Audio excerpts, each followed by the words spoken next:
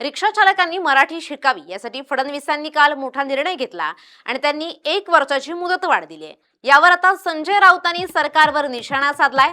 अमित शहांच्या दबावामुळे सरकारनं माघार घेतली अशी टीका संजय राऊत यांनी केली आहे। मराठीच्या मुद्द्यावर शिंदे गटानं बंड केलं पाहिजे असं आवाहन सुद्धा राऊत यांनी केलंय। कालच फडणवीसांनी हा निर्णय घेतला आणि त्यांनी मराठी शिकण्यासाठी रिक्षा चालकांना 1 वर्षाची मुदतवाढ दिली आहे आणि यावरूनच खासदार संजय राऊत यांनी पूर्ण सरकारवरच निशाणा साधलाय।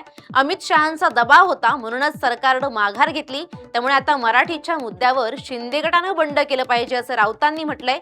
मराठीची मोहीम अमित शहांनी केराच्या टोपलीत टाकली असा हल्लाबोल देखील राऊतांनी केला आहे।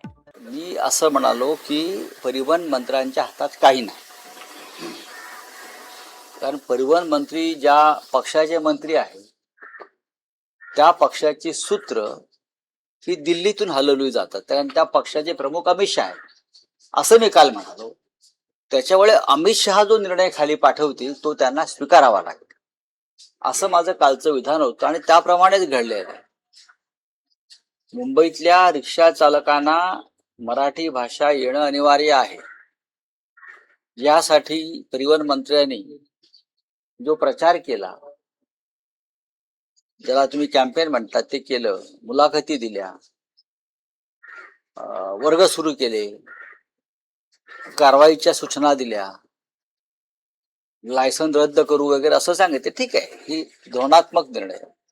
शिवसेनेचीच ही भूमिका आमची आहे, बाळासाहेब ठाकरेंच्या शिवसेनेची, ठीक आहे, त्यांची नाहीये। पण तुम्ही एक निर्णय घेतल्यावर आणि तो निर्णय राबवण्याच्या दिशेनं पावलं पुढे टाकल्यावर मग शेपूट का घातलं?